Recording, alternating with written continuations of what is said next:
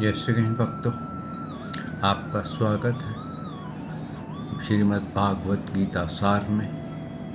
भक्तों, हम आज दूसरे अध्याय का अध्ययन कर रहे हैं और जो भक्त दूसरे अध्याय के श्लोक टू श्लोक डिटेल सुनने में इंटरेस्टेड हैं या जानना चाहते हैं, उनसे विनती है कि वो Gita session B series captain Naresh को इसमें YouTube में देखें तो उनको एक एक श्लोक का विश्लेषण मिल जाएगा। अगर मैं इस समय भी विश्लेषण करूं तो ये डुप्लीकेट गीता हो जाएगी, जैसे पहले गाई गई है अभी गाई जाएगी। इसलिए भक्तों, आपसे प्रार्थना है कि अगर आप उसका डिटेल्स हर श्लोक की जानना चाहते हैं तो आप कृपा करके Gita session B series captain Naresh का YouTube में देखिए। वसुदेवं सुतं देवं कंसचाणूरमर्दनं देवकी परमानंदं श्री कृष्ण वंदे जगद्गुरु श्री कृष्ण शरणं गोपाल शरणं श्री कृष्ण शरणं गोपाल शरणं मेरे बाके बिहारी नंदलाल शरणं मेरे बाके बिहारी नंदलाल शरणं श्री कृष्ण शरणं गोपाल शरणं श्री कृष्ण शरणं गोपाल शरणं मेरे बाके बिहारी नंद लाल शरणं मेरे बाके बिहारी नंद लाल शरणं श्री कृष्ण शरणं गोपाल शरणं श्री कृष्ण शरणं गोपाल शरणं मेरे बाके बिहारी नंद लाल शरणं मेरे बाके बिहारी नंद लाल शरणं श्री कृष्ण शरणं गोपाल शरणं श्री कृष्ण शरणं गोपाल शरणं मेरे बाके बिहारी नंद लाल शरणं मेरे बाके बिहारी नंदलाल शरणं। बोल भगवान श्री कृष्ण की जय, श्री नंद के लाला की जय, श्री देवकी नंदन श्री कृष्ण की जय, श्री द्वारकाधीश भगवान श्री कृष्ण की जय। बोल देवादिदेव पूर्ण ब्रह्म भगवान श्री कृष्ण की सदा ही जय। जय श्री कृष्ण भक्तों, आपका स्वागत है। भक्तों, हमने अध्ययन किया कि भगवान ने पहले ज्ञान योग बताया, फिर कर्म योग बताया। ज्ञान योग को सांख्य योग भी कहते हैं। और ये श्रवण करने पर अर्जुन जी को क्या लगा, यानी कि हर एक मनुष्य को लगेगा। आप अर्जुन अपने आप को समझिए कि जो ज्ञानी है, जिसने ब्रह्म ज्ञान प्राप्त कर लिया है, जो भगवान की भक्ति प्राप्त कर ली है, उसकी बोलचाल में, उसके उठने बैठने में, वो क्या क्या उसके लक्षण होते हैं, कैसे कर्म करता है। क्योंकि भक्तों, ये जो लक्षण भगवान ने बताया है ना, ये सच्चे सन्यासी और साधु में होते हैं। अगर आपको कोई ऐसे लक्षणों वाला व्यक्ति मिल जाए तो आप समझ लीजिए कि ये प्योर सन्यासी है। उससे आप पूर्ण ज्ञान प्राप्त करिए, आपको कभी कहीं पर धोखा नहीं होगा। कभी ये नहीं होगा कि ये मेरे दक्षिणा के पीछे चल रहा है, इसने केवल सिर नहीं मुंडा रखा, सिर्फ दिखावे के लिए डंडौते नहीं डालता, एक्सरसाइज करने के लिए नहीं डालता। माला दिखावे के लिए नहीं पहनता या हाथ में लेके घूमता, गले में डाल के घूमता, तिलक लगा के घूमता। तो उन्होंने जो लक्षण बताए हैं भक्तों, ये उस पुरुष के लक्षण हैं जो इसने की पूर्ण ज्ञान प्राप्त कर लिया। क्यों कि उस व्यक्ति की कामनाएं समाप्त हो जाती हैं। जो प्रभु के नज़दीक पहुंच जाता है उसकी कामनाएं समाप्त हो जाती हैं और वो हर वक्त संतुष्ट रहता है। वो कभी ऐसा नहीं होता कि क्रोध में आ जाए, असंतुष्ट रहे, उसको दक्षिणा में ख्याल रहे, आज कोई शिष्य नहीं आया, आज मंदिर में चढ़ावा नहीं आया, ऐसा उसको कोई चिंता नहीं रहती। भक्तों, कर्म तो सबको करना पड़ता है, लेकिन कई बार क्या होता है कि भगवान कहते हैं कि मैं योगक्षेम, यानी कि मैं स्वयं प्रारब्ध का जो भोग है वो भक्त के घर पहुंचा देता हूँ। ऐसे ही भक्तों एक सन्यासी था, हिमालय में रहता था और वो कभी भिक्षा मांगने नहीं जाता था और वो इतना प्रभु पे यकीन करता था कि उसको स्वाय श्री कृष्ण शरणम गोपाल शरणम, श्री कृष्ण शरणम गोपाल शरणम के अतिरिक्त उसको कुछ भी नहीं आता था। कोई भी उसे कोई कष्ट की बात करता था तो कहता था श्री कृष्ण शरणम गोपाल शरणम, तुम गाओ तुम्हारे कष्ट निकल। और गांव वाले भी बड़े प्रसन्न थे। गांव वाले जो थे वो सोचते ये बाबा जो है पेड़ के जो बड़का पेड़ होता कई बार उसमें ऐसे खोल बन जाते हैं, उसमें रहता था और कभी वो पेड़ के ऊपर बैठ जाता था। अब वो क्या हुआ कि गांव वाले जो थे उसको भोजन देते थे। तो एक दिन गांव वाले ने सोचा, ये कहता है भगवान मेरे को भोजन देते हैं, देखें ये कितना संतुष्ट है, कितना आनंदित है, जरा इसका पता तो करें। खाली ये दिखावा करता है पेड़ के गुफा में रहने की, बड़ के पेड़ के खोल में रहने की। तो उन्होंने क्या करा, एक दिन उसको भोजन, सबने सलाह करी और उसको भोजन नहीं पहुंचाया और बाहर उसके बैठ गए। अब बैठ गए तो बाबा जी पेड़ से जहाँ लेटे हुए थे ऊपर से नीचे उतरे तो देखा भोजन नहीं है। फिर वो अंदर खोल में चले गए, फिर थोड़ी देर लेटे, 1 घंटा और लेटे, फिर बाहर आ गए, फिर देखा भोजन नहीं है। जब तीसरी बार आए तो कहने लगे, हे मेरे प्रभु इसमें को क्षमा करना, मैं इंद्रियों के अधीन, भूख के अधीन हो गया था, मुझे मालूम नहीं था कि आज आप चाहते हैं मैं आपके नाम का उपवास करूं। तो कोई बात नहीं, मैं आज उपवास करता हूं। और प्रसन्नतापूर्वक वो अपने खोल में चले गए, लेकिन वो एक ही बार बाहर निकलते थे। तो भक्तों, ये होती है संतुष्टता कि जो इंसान दुखों को प्राप्त होकर के दुखी ना हो। अब देखिए बाबा जी को भोजन नहीं मिला तो पहली बार तो उनको थोड़ी चिंता हुई, लेकिन तत्काल ही उनको उसका संविधान मिल गया कि आज मेरे प्रभु ने मेरे को व्रत करने को कहा है। कहते हैं उसके बाद गांव वाले ने भोजन लाके भी दिया, लेकिन उन्होंने नहीं खाया, क्योंकि आज बोले मेरे प्रभु की इच्छा थी कि मैं व्रत करूं और मेरे उस समय वो निकल गया है। इस तरह से कहते हैं जो असली सन्यासी होते हैं उनको किसी भी बात की चिंता नहीं होती है, किसी बात का दुख नहीं होता, हर तरफ से वो आनंदित रहते हैं, क्योंकि उन्होंने अपने मन को, अपनी इंद्रियों को बस में कर लिया है। लेकिन कई सन्यासी क्या करते हैं, हट से अपने आप को रोकते हैं।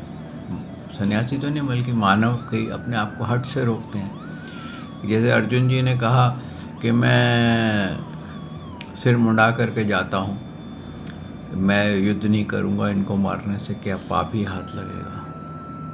तो ऐसे इंसान जो होते हैं जिन्होंने अपनी इंद्रियों को बस में नहीं किया होता और वो वहाँ चले जाते हैं, हिमालय में चले जाते हैं, या सिर मुंडाया साधु बन गए, डंडौते डाली, मालाएं फेरी, लेकिन विषयों से उनकी आसक्ति कभी हटती नहीं है। उनका कभी ध्यान धन के से हटता नहीं है।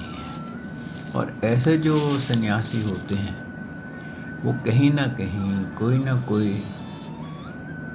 इंद्रियों के अधीन होकर के, इंद्रियां हमेशा कहीं ना कहीं हमारे को फंसा देती हैं।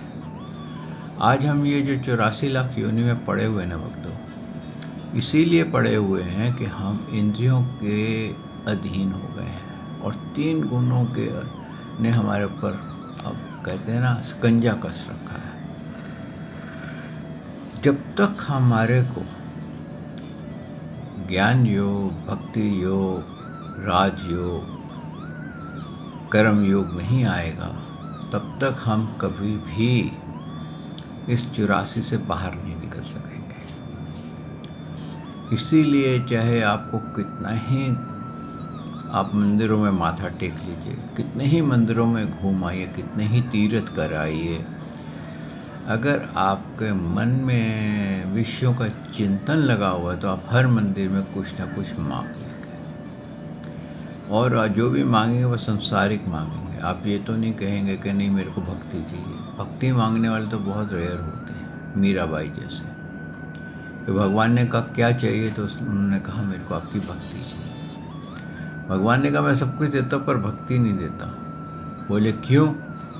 बोले ऐसा है, जिसको मैं भक्ति देता हूँ ना, सब मेरे पीछे चलते हैं, लेकिन भक्ति जिसको मैं दे देता हूँ ना, मेरे को उसके चरणों की धूल की आवश्यकता पड़ती है, कि भक्तों के चरणों की धूल मुझ पे पड़े तो मैं भी पवित्र हो जाऊँ। मैं सबको पवित्र करता हूँ, लेकिन मेरे को पवित्र करने के लिए भक्तों की धूल ही चाहिए होती है। तो भक्तों, कहने का तात्पर्य यह है कि भगवान भी उसके अधीन हो जाते हैं जो सच्चे मन से, मन वाणी शरीर से प्रभु से प्रेम करता है और उनकी भक्ति करता है। कहते हैं जिस प्रकार जब तक भगवान के अधीन हो करके अपनी बुद्धि के द्वारा मन को कंट्रोल करके, इंद्रियों को कंट्रोल करके जो इंसान भक्ति करता है, प्रभु का नाम करता है, अपने रोज दिनचर्या का भी काम करता रहता है, वो सबसे बड़ा भक्त है। खाली वस्त्र पलट लेने से भक्ति नहीं होती। बहुत से इंसान भक्ति के अंदर घुस जाते हैं, संत बन जाते हैं, और फिर जब संत बन जाते हैं तो उनकी इंद्रियां तो बस में नहीं होती, कामनाओं में विघ्न पड़ता है, उनके अंदर फिर क्रोध उत्पन्न हो जाता है, और क्रोध उत्पन्न हो जाता है तो कुछ कार्य वो ऐसे कर जाते हैं कि कहते हैं ना, बड़े घर के वासी बन जाते हैं। तो इस तरह से भक्तों, यही भगवान ने समझाया है हर तरफ से कि जब तक तेरा अंतःकरण शांत नहीं होगा, तू ध्यान योग नहीं करेगा। इसीलिए ये क्यों हो रहा है?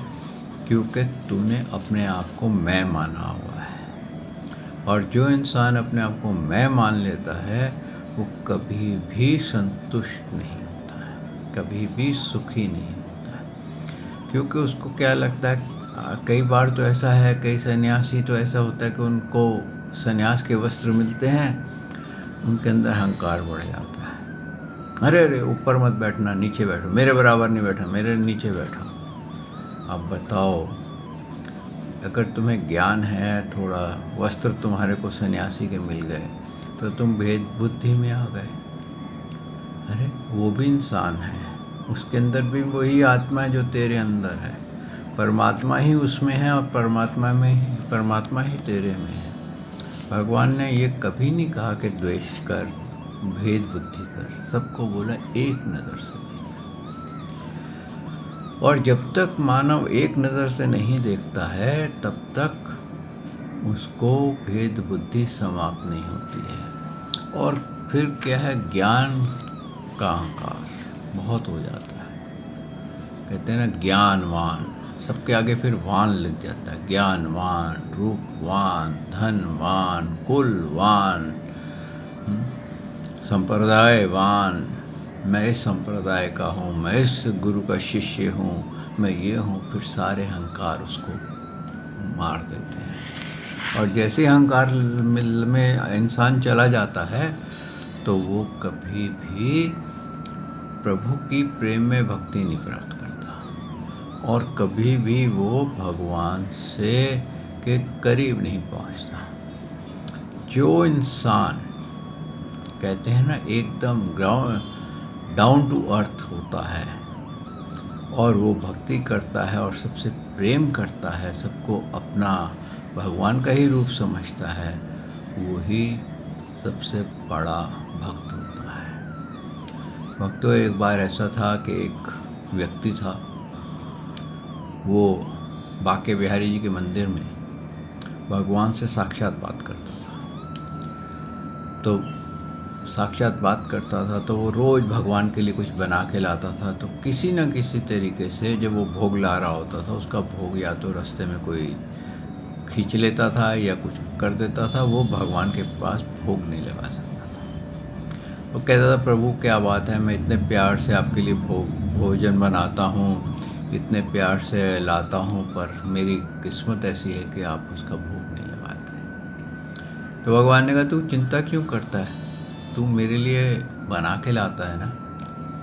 जिसके प्रारब्ध में होता है, जो वस्तु जिसके प्रारब्ध में होती है वो उसको चली जाती है।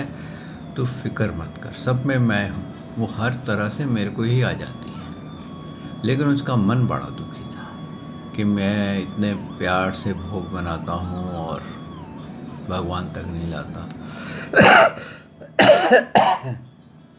तो एक दिन उसने बड़े प्यार से भगवान के लिए लड्डू बनाए और डब्बे को अपना ऐसा दबा के लाया कि कोई देखे ही नहीं। और बड़े जब चल रहा था भगवान के बांके बिहारी के मंदिर की तरफ, तो एक बड़ा गरीब सा बेचारा 3-4 साल का बालक आया और उसने उससे कहा, बाबा मेरे को कुछ खाने को दे दे, मैंने बहुत दिनों से कुछ खाया नहीं है। और वो हड्डियों का पिंजर हुआ था, ऐसे लग रहा था जैसे मांस और हड्डी आपकी उसकी गिन सकते, एक हड्डी गिन सकते। उसने जब उसको देखा तो उसके मन में, उसकी आंख में आंसू आ गए कि इतना नन्हा सा बालक कहता है इतने दिन से कुछ खाया नहीं, यार ये तो बहुत दुख की बात है। उसने अपना डब्बा खोला, उसको एक लड्डू हाथ में दे दिया। अब जब हाथ में लड्डू दे दिया तो इतने में और बालक भी आ गए, वो भी उसी की तरह थे, एकदम हड्डियों के ढांचे। हे प्रभु क्षमा करना, आज मैं भोग आपके लिए नहीं ला सकता, ये बालकों की आवश्यकता लगता है आपसे ज़्यादा ज़रूरी है। और उसने कह करके सारे लड्डुओं एक एक करके सब बट गए। उसके बाद कई बालक कहे मैं रह गया, उसके बाद था नहीं। सबको हाथ जोड़ कर उसने क्षमा मांगते हुए बोला आपस में बांट लो। और वो मंदिर में पहुंचा, बोला वहाँ जा कर के डंडौत डाली, रोने लगा कि प्रभु मेरे से, मैं बड़े प्रेम से लड्डू बनाए थे, लेकिन आज मैं मानव को दुखी देख करके आपके लिए लड्डू ला नहीं सका, बालकों को दुखी देखा और मैं ला नहीं सका, मेरे से रहा नहीं गया, मैंने उनकी मदद कर दी। तो भगवान ने उसका हाथ पकड़ा, बोला मेरे साथ चल। तो बाहर आ गए तो उसने बोले कहाँ तूने बालकों को लड्डू खिलाए? बोले ये यमुना के किनारे पे, चल वहीं चलते हैं। वहाँ गए तो क्या देखते हैं कि वो बालक आपस में लड्डुओं के लिए लड़ रहे हैं और उन बालकों में बांके बिहारी भी लड्डू छीना छानी कर रहे हैं। मतलब वो उन्होंने अपना रूप भी दिखा दिया कि मैं ही बालक बन करके तेरे लड्डुओं का भोग लगा रहा हूँ। तो भक्तों, ये होती है भक्ति। जो मानव सब में कहते हैं ना, एक देखे, जो आप हैं वही आत्मा उसमें, उस आत्मा को अगर देखे, कहते हैं ना सी वननेस, वननेस अगर जो आदमी देखता है वही भगवान की भक्ति को, कहते हैं ना, परम भक्ति को प्राप्त करता है। और जो केवल, जिसके अंदर तो भावना नहीं है, वस्त्र पहन लिए, भगवान की तो भावना नहीं है, ये सोच करके कि मेरे को दक्षिणा मिलेगी, मेरे को पद मिलेगा और लोग मेरे को नमस्कार करेंगे, डंडौते डालेंगे, तो वो इंसान जो हैं वो कभी भक्ति को नहीं पा सकते, भले ही वो कितने ऊंचे पद पे चले जाएं। ऐसे भी भगवान ने ये बताया कि संपूर्ण प्राणियों के लिए जो रात्रि के समान है, उससे नित्य ज्ञान स्वरूप परम पद की प्राप्ति में स्थित प्रज्ञ योगी जागता है, और जिस नाशवंत सांसारिक सुख के प्राप्ति में सब प्राणी जागते हैं, परमात्मा को तत्व जानने वाले मुनि के लिए वह रात्रि है। यानी कि क्या बोला भगवान ने, या निशा सर्वभूतानां तस्याम जागृति संयमी, यस्याम जागृति भूतानि स निशाय पश्यतो मुने। कि जिसको, जो एनलाइटेंड हो जाता है, जो अपनी अवेयरनेस को जान जाता है, अपनी आत्मा को जान जाता है, उसके लिए भक्ति और कर्म करना ये दिन के जैसा है। और जो अपने आप को ये नहीं पाता है, तो वो इंसान जो है वो एक रात्रि में खोया हुआ है, निद्रा में खोया हुआ है, कि सांसारिक वस्तुओं को प्राप्त करने में ही लगा रहता है। और जो सांसारिक वस्तु को प्राप्त करने में लगा रहता है, वो कहीं ना कहीं कुछ भी प्राप्त नहीं करता, सब नाशवान ही है। वो नाशवान वस्तुओं के मोह में अपना जीवन समाप्त कर देता है। लेकिन जो व्यक्ति ने अपने आप को जीत लिया है, अपने इंद्रियों को जीत लिया, अपने मन को जीत लिया है, और ये समझ लिया है कि मैं कौन हूँ और मैं शरीर में कैसे हूँ और कितनी देर रहूँगा, उसके लिए ये शरीर एक यात्रा का डब्बा है। यानी कि रेल की गाड़ी में वो एक यात्रा के डब्बे में बैठा हुआ है। वो चाहे कुछ करे या ना करे, अच्छा करेगा, जैसे कि भगवान ने कहा है, अच्छे कर्म करेगा तो स्वर्ग प्राप्त करेगा, मिले जुले करेगा तो मृत्यु लोक में रहेगा, पाप दुष्कर्म करेगा तो पशु पक्षियों की योनि में जाएगा या नरकों की योनियों में जाएगा। लेकिन जो इंसान हर तरफ से सुख दुख ये हर वक्त वैसे ही हैं जैसे कि सीज़न पलटता है।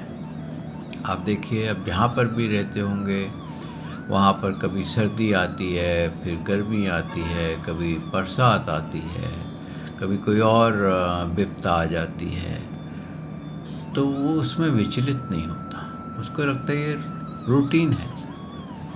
इसी तरीके से वक्तों कभी आपके मन के अनुकूल बात हो जाती है, आप बड़े प्रसन्न हो जाते हैं, आपके प्रतिकूल हो जाती है, अगेंस्ट हो जाती है, आप उसमें खो जाते हैं, मतलब दुखी हो जाते हैं और नाना जाने क्या करते हैं। और यही भगवान कहते हैं कि ये जो मनुष्य है, ये प्रकृति के 3 गुणों के अधीन कार्य करता है। जब ये सात्विक गुण में के अंदर होता है तो इसको लगता है मैं कुछ दान करूं, मैं भक्ति करूं, भगवान का नाम उच्चारण करूं, मैं उनके भक्तों की सेवा करूं, गरीबों के लिए कुछ करूं, ऐसे उसके मन में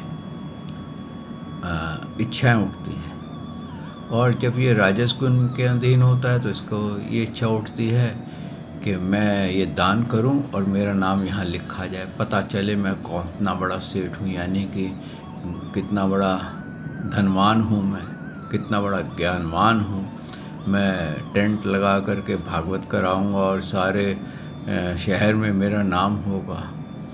तो वो राजस गुण के अधीन है। जो कार्य फल की इच्छा से किया जाता है वो राजस हो जाता है। और अगर ये हो, अरे यार वो उसने मेरे साथ ऐसा किया था, मैं उस वक्त मिलेगा ना मैं उसको ऐसा पीटूंगा, ऐसा करूंगा, याद रखेगा कि कभी किसी से पाला पड़ा था। जो ऐसा मन में विचार रख करके शत्रुता पालते हैं वो तामस गुण के अधीन हो जाते हैं। तो कहते हैं भक्तों, ये सब कुछ हमारे को अपने आप को देखना पड़ता है कि हम कब किस गुण के अधीन कार्य कर रहे हैं। जब भी कर्मयोग आप करो, क्योंकि जो अगला अध्याय है वो कर्मयोग का है, अध्याय 3, और आज ये हम दूसरे अध्याय की विश्राम की तरफ आ गए हैं। अब अध्याय 3 का अगर आप डिटेल जानना चाहेंगे तो मेरी वही विनती है कि गीता सेशन सी सीरीज़ कैप्टन नरेश में आप चले जाइए, आपको डिटेल मिलेंगी।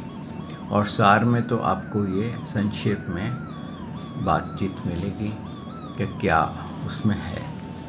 तो कर्मयोग जो है वो जो करना होता है ना भक्तों, वो यही है कि आप आनंदित हो करके कोई भी कार्य करें। देखिए, आप संन्यास अगर लेना चाहते हैं तो किस उद्देश्य से लेना चाहते हैं, भक्ति करना चाहते हैं तो किस उद्देश्य से करना चाहते हैं। अगर तो फलों की इच्छा है तो आप अगर सोच रहे हैं कि मेरा मन शांत हो जाए, मैं मंदिर में जाऊं या मेरा मन शांत हो जाए, तो आपको निष्काम का भक्ति करनी पड़ेगी।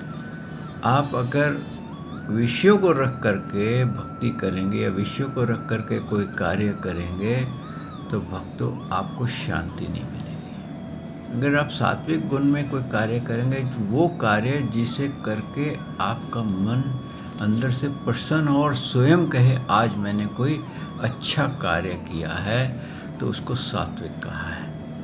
लेकिन अगर आप उसको ये सोचो कि मैंने आज अच्छा कार्य किया है, अब मेरे को इतने धन की प्राप्ति होगी या मेरे को इतने यश की प्राप्ति होगी, और उसके लिए आप प्रसन्न हो रहे हैं, तो आपने राजसिक किया है।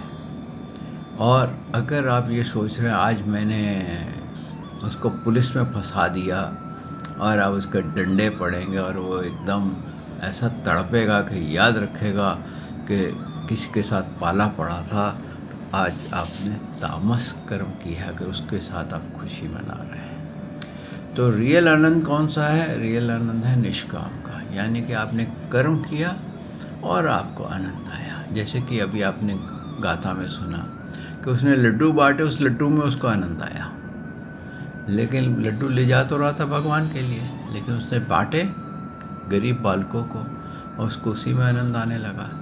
और बिना उद्देश्य के बांटे, ये भी नहीं कि मैं बालकों को लड्डू खिलाऊंगा तो इनके अंदर की आत्मा मेरे को कुछ देगी। तो यही उन्होंने बताया है कि जो पुरुष संपूर्ण कामना को त्याग कर ममता रहित, अहंकार रहित, स्पृहा रहित हुआ विचरता है, वह शांति को प्राप्त होता है, अर्थात शांति को ही प्राप्त होता है।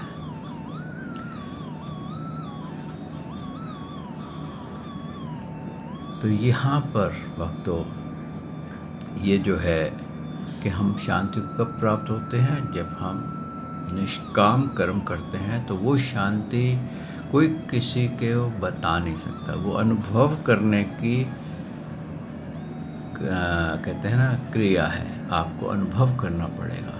जैसे गूंगे से पूछो भैया ये मीठा है, ये गोली खाई है मीठी के खट्टी है, वो नहीं बता सकता क्योंकि वो हूँ करेगा। तो ऐसे ही जो ये अपना पर्सनल अनुभव होता है जो हमारे को बताता है कि मेरे को शांति क्या है। और जब आप पूर्ण शांत चित्त में आ जाएंगे, उस समय आपको भगवान की भक्ति करने में, भले भगवान के दर्शन हो या ना हो, इतना आनंद आएगा कि आप हर वक्त श्री कृष्ण नाम, गोपाल शरणम आपके रोम रोम से फूटेगा। कहते हैं जब वो फूटने लग जाएगा तो आप भगवान भी आपको साक्षात्कार करा देते हैं, आपके हृदय में प्रकट हो जाते हैं, आपके हृदय कमल पे आके बैठ जाते हैं।